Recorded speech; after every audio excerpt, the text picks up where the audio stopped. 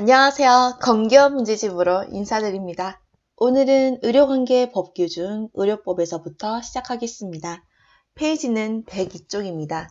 1번 간호간병 통합서비스 제공 인력으로 올바르게 나열된 것은 1번을 고를 수가 있습니다. 우리가 요즘 보호자가 상주하지 않는 병동이라고 해서 많이 운영이 되는데요. 요양보호사라든지 간병사분들이라든지 간병 지원 인력분들이 함께 의료진들과 도모를 하여서 제공할 수 있는 서비스입니다. 2번 3차 의료기관의 기준은 5번 500병상 이상의 상급 종합병원이고 해설에서 보시면 1차는 30병상 미만, 그러면 이제 끝에 있는 500병상만 외워주시면 중간에 있는 30 이상에서 500병상 미만은 2차 병원으로 볼 수 있습니다. 3번 의료법상 간호조무사 자격 인정은 어디에서 하고 있는가? 정답은 보건복지부 장관을 고를 수 있습니다. 몇 년 전만 해도 시도지사였는데 이제 바뀌었죠. 보건복지부 장관의 자격이고, 또 헷갈려 하시는 부분이 면허와 자격인데 이것은 종류가 달라서 보건복지부 장관의 면허를 얻을 수 있는 직업으로는 의사, 치과의사, 그리고 한의사, 간호사, 조산사가 있습니다. 그래서 그런 문제도 있죠. 간호조무사의 면허증은 또 이렇게 나오는 것들이 있거든요. 그래서 그런 것들은 오답으로 골라주시고 자격과 보건복지부 장관을 함께 이어서 외워주시면 됩니다. 4번 의료법상 간호기록부에 적어야 할 것으로 옳은 것은 바이탈이라든지 우리가 아이오 체크, 투약에 관한 것은 정답으로 볼 수 있고, 라번은 진료 기록부에 의사가 기록하는 것입니다. 그래서 1번을 고를 수 있습니다. 5번 요양병원 입원 대상자가 될 수 없는 경우는, 우리가 보통 요양병원이라고 하면 노인분들이 많이 가신다고 생각하지만 그것이 아니라 외과적인 수술 후에 회복 기간에 필요한 분들도 가실 수가 있어요. 그래서 2번부터 5번까지는 정답으로 볼 수 있지만 감염병 환자라든지 여기 보면 정신질환자 분들은 요양병원의 입원 대상자가 될 수 없습니다. 6번 주로 외래 환자, 외래는 입원이 아닌 거죠. 그래서 간단한 외래 환자를 대상으로 하는 의료기관은 3번 의원을 고를 수 있고, 나머지 병원들은 외래도 가능하지만 입원 환자분들을 대상으로 하는 곳이 많습니다. 7번 상백병상을 초과하고 필수 진료 과목이 9개인 의료기관은 종합병원을 고를 수가 있는데요. 일단 처음부터 보시면 아까 외래 환자를 보는 곳은 의원이라고 말씀드렸습니다. 그리고 그것보다 조금 큰 병원급은 베드가 30개 이상이 있어야 되고, 그 다음이 종합병원, 그리고 상급 종합병원은 우리가 보통 대학병원이라고도 이야기를 하는데요. 20개 이상의 진료 과목이 있어야 되고 전문의가 있어야 되며, 그리고 전문의를 수련할 수 있는 기관이어야 합니다. 그리고 전문병원은 말 그대로 특정 진료, 질환을 보는 것을 말합니다. 그리고 전문병원으로 지정이 되게 되면 3년마다 인증을 받아야 하죠. 8번 진료에 관한 보존시 간호기록부는 몇 년인가? 자, 이런 문제가 정말 많이 나오죠. 그래서 일단 정답은 4번이고요. 여기 밑에 해설을 보시면 처방전은 2년 동안 보관한다 되어 있어요. 말 그대로 우리가 병원에서 진료를 받다가 가면은 그냥 메모장에 적어놓고 그냥 왔다 갔네 이러시는 게 아니라 기록을 해놓고 이만큼의 유효기간을 둔 다음에 폐기 처분을 합니다. 그래서 처방전은 처방이란 글자가 두 글자잖아요. 그래서 2년이고, 그 다음에 진단서 등이 부본돼 있는데, 뭐 예를 들면은 사망이라든지 사체 검안서를 뜻하는데, 요거는 글자가 진단서 이렇게 세 글자니까 3년. 그 다음에 간호기록부는 요거는 이제 5글자잖아요. 간호기록부. 그리고 조산기록부도 여기 5년에 해당되고, 환자 명부라든지 방사선 치료도 여기 5년에 들어갑니다. 그리고 마지막에 있는 수술기록부, 진료기록부는 이제 좀 중요한 거니까 10년 동안 오랫동안 보관한다라고 봐주시면 됩니다. 9번, 의료인은 정당한 사유 없이 진단서와 검안서, 증명서의 교부를 거부하지 못합니다. 그래서 이것을 줄 수 있는 사람은 의사, 한의사, 치과 의사입니다. 그리고 이거랑 비슷한 문제가 있어요. 출생과 사망, 사산의 증명서를 교부할 수 있는 사람 돼 있는데 여기서는 또 치과 의사는 빠집니다. 그래서 의사, 한의사, 그리고 조산사가 들어갑니다. 왜냐하면 조산사분들은 이제 신생아라든지 건강이 나쁜 미숙아를 돌보기 때문에 이제 출생과 사망에 관련이 돼 있어서 여기에 같이 포함되어 있는 것 같아요. 10번. 의료인의 지도하에 의료행위를 할 수 있는 경우는 정답은 5번을 고를 수 있습니다. 그래서 의학, 치과의학, 한방의학 또는 간호학을 전공하는 학생의 경우 의료인의 지도하에 의료행위를 할 수 있습니다. 11번. 간호조무사의 업무에 해당하는 것은 간호조무사의 업무는 보건, 복지부령에 따라서 업무의 한계가 정해져 있고요. 이제 간호사의 업무를 보조해서 요양을 위한 간호를 할 수 있고 의사, 치과의사, 한의사의 지도하에 그에 관한 간호와 진료의 보조를 할 수 있습니다.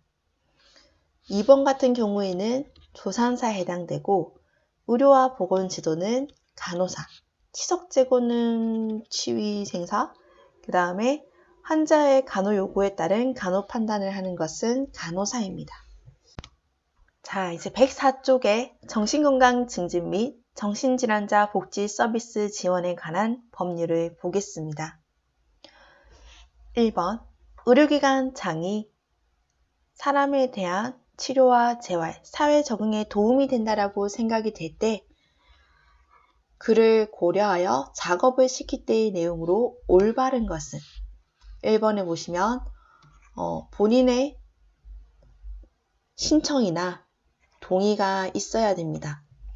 그리고 작업 시간과 장소 유형은 보건복지부령에 따라야 하며 의료기관 장이 지시하는 것이 아니라 전문의, 그리고 복잡한 것이 아니라 단순한 기능 작업, 그리고 작업이 끝났으면 의사의 지시 없이가 아니라 환자의 동의를 얻어야 됩니다. 2번, 보건복지부 장관의 정신질환자의 실태조사는 몇 년마다 해야 되는가? 정답은 5년으로 고를 수 있고요. 그리고 이제 법규에 따른 문제에 보면 이제 무슨 법을 계획 세운다, 실태 조사를 한다 이러면은 이제 대부분 5년으로 나오는데 제가 알기로는 또 구강 실태 조사는 또 3년인가 막 그래요. 그래서 요거는 다음에 정리해서 함께 볼 수 있는 시간을 가지도록 하겠습니다. 3번, 정신요양시설의 올바른 정의로는 5번을 고를 수 있습니다. 보통 보면 이제 문제에서 답을 많이 찾을 수가 있고요. 지금 1번, 2번은 이제 정신재활시설을 뜻하고 그 다음에 3번은 의료기관, 그 다음 4번도 재활시설로 볼 수 있습니다. 4번, 정신질환자를 위한 사회 적응을 위한 훈련과 생활 지도를 하는 곳은 아까 위에 예문에서 보듯이 정신재활시설을 고를 수 있습니다.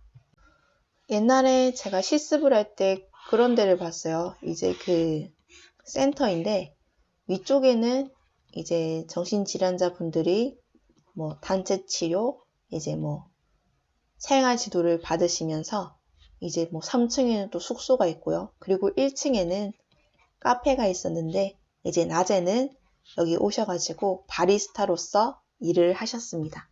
그래서 사회로 다시 복귀하기 위해서 이러한 훈련들을 받을 수 있는 곳을 정신재활시설이라고 합니다. 5번. 정신건강복지센터에서 정신건강 예방을 위해 해야 되는 것은 1번은 약간 의료기관하고 관련이 되어 있는 것 같고요. 정신건강복지센터는 정신건강 증진 사업과 관련되어 있는 일이기 때문에 이제 치료보다는 예방 쪽에 조금 더 업무가 치중되어져 있겠죠. 그래서 5번을 고를 수 있습니다. 6번. 정신건강 전문 요원으로 옳은 것은? 정답은 1번을 고를 수 있습니다. 정신건강 간호사, 사회복지사, 임상심리사를 고를 수 있는데 우리가 일반적인 의료인의 보수교육은 1년에 8시간이에요. 그런데 이분들은 보수교육이 1년에 12시간이고 거기에다가 인권교육을 4시간 추가하여서 더 받으십니다. 7번.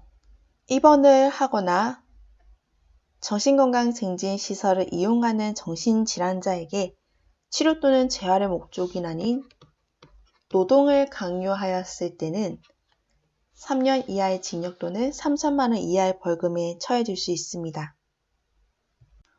그리고 또 다른 문제에서 보면 정신질환자 분들을 유기하는 경우에는 5년 이하 5천만 원 이하의 벌금에 처해질 수 있습니다.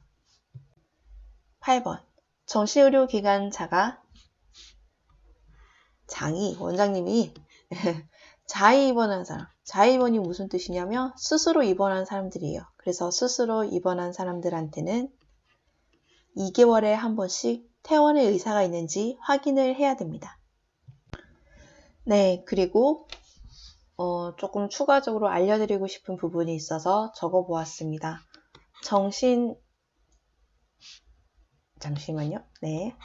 정신질환자의 보호 의무자가 될 수 없는 사람이라고 하는 문제가 많이 나옵니다. 그래서 일단 보호 의무자가 될 수 없는 사람은 피성년 후견인, 피한정 후견인인데 이게 무슨 뜻이냐면 질병, 장애로 인해서 정신적인 제약 때문에 아예 어떤 경제적이거나 사회적인 활동을 전혀 할 수가 없는 분을 뜻합니다. 예를 들면 식물인간이 되신 분들을 뜻하고 그 다음에 피한정 후견인은 이제 살짝 부족하신 거예요. 그래서 예를 들면 치매에 걸린 노인분들이 예를 들 수 있습니다. 그리고 파산 선고를 받고 다시 권리가 돌아오지 아니한 자, 미성년자, 행방불명자, 그리고 정신질환자를 대상으로 소송을 했던 사람, 하고 있는 사람, 그리고 그의 배우자, 그리고 요거 중복으로 들어갔네요. 네. 그리고 이제 보건복지부령으로 정하는 부득이한 사유로 의무를 이행할 수 없는 사람. 그래서 이제 예문에 이 중에서 보호의무자가 될 수 있는 사람은 이렇게 또 고르는데 이런 경우 있어요. 감염성 질환자.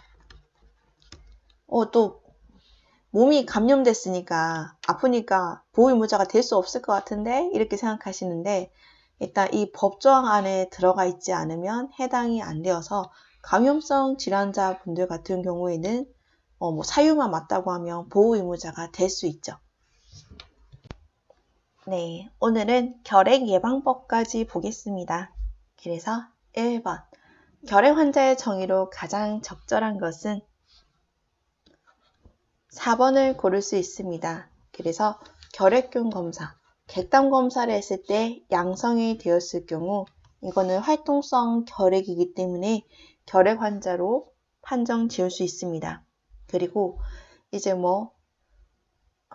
결핵균 검사에서는 양성으로 확인되지 아니할 경우에는 이제 결핵 의사 환자라고 해서 의심 환자를 또 볼 수가 있고 이번에 보면 투베르쿨린 검사 시 결경이 5mm 돼 있는데 이제 10mm가 이상이 되어야 합니다. 그리고 또 다른 예문에 그런 말이 있어요. 잠복 결핵 환자란 어떤 것인가 라고 볼 수 있는데, 잠복 결핵 환자 같은 경우에는 이제 결핵균이 있긴 있죠. 근데 보면은 또 오타가 났네. 결핵 감염 검사에서는 양성으로 나왔는데 임상학적, 방사선학적으로 소견이 없고, 또 오타네요. 근데 죄송합니다. 결핵균 검사에서는 음성으로 확인된 자라고 되어져 있는데, 이제 이런 거죠. 결핵 감염 검사에서는 우리가 투베르쿨린 검사와 그다음에 아이그라라고 하는 인터페론 감마 분비 검사가 있습니다. 그래서 요거는 피내 주사로 하고 요거는 이제 그 혈청 검사로 하게 되는데, 요게 조금 더 정확성이 높다고 합니다. 그래서 뭐 예를 들면은 우리가 사실은 우리나라 사람들은 결핵 예방 접종을 거의 다 했기 때문에 이 투베르쿨린 검사에서 대부분 양성이 뜬다고 합니다. 그리고 이제 임상학적, 방사선학적으로는 예를 들면 엑스레이가 될 수 있겠고요. 그리고 마지막에 있는 결핵균 검사는 가래로 하는 객당 검사라고 볼 수 있습니다. 그래서 이런 잠복 결핵 같은 경우에는 전염성이 없기 때문에 이런 식으로 표현을 합니다. 근데 이제 전염성이 없다고 해서 또 안전한 것은 아니죠. 이제 환자분의 컨디션에 따라 이게 또 활동성이 될 수도 있습니다.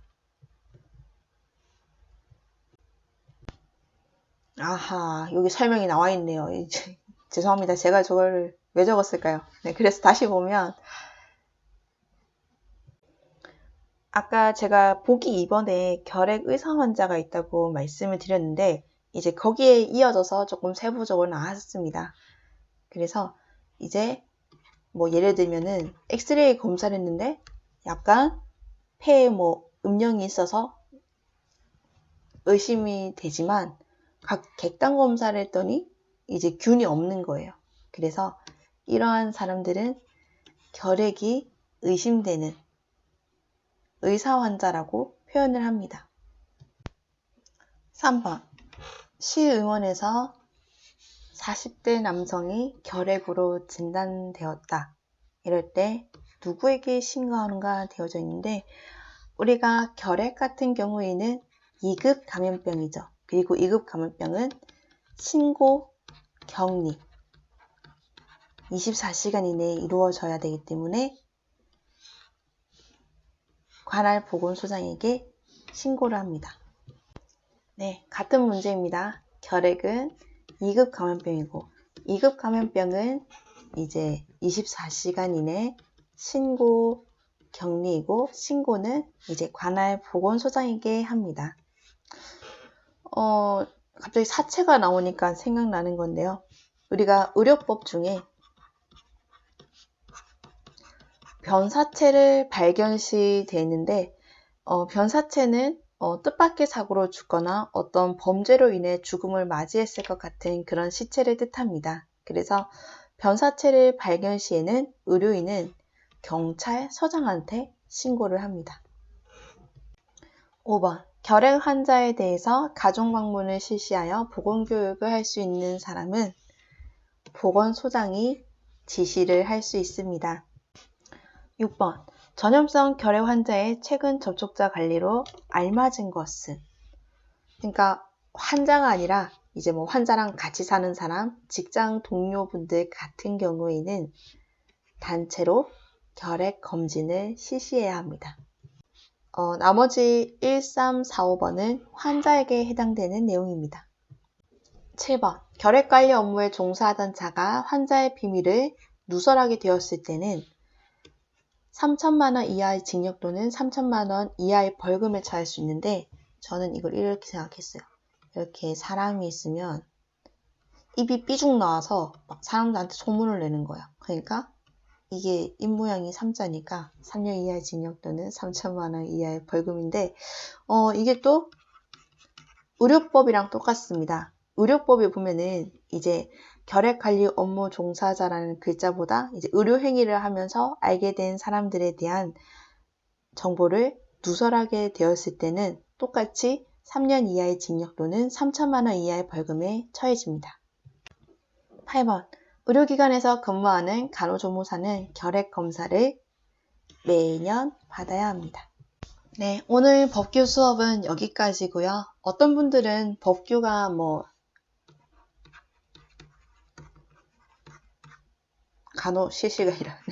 간호실기보다 더 편하다고 하는 분들도 계세요. 왜냐하면 이게 딱 법으로 정해져 있기 때문에 답이 딱딱 나오는데 가끔 간호실기 보면은 조금 힘든 부분이더라고요. 그래서 외워야 되기 때문에 조금 힘든 파트이지만 또 때로는 이런 것을 알고 계시면 뉴스에서 또 이러한 것들을 간간히 볼 때 또 되게 재밌어요. 그래서 오늘 강의도 여러분들 공부에 도움이 되시길 바라면서 인사드릴게요. 감사합니다.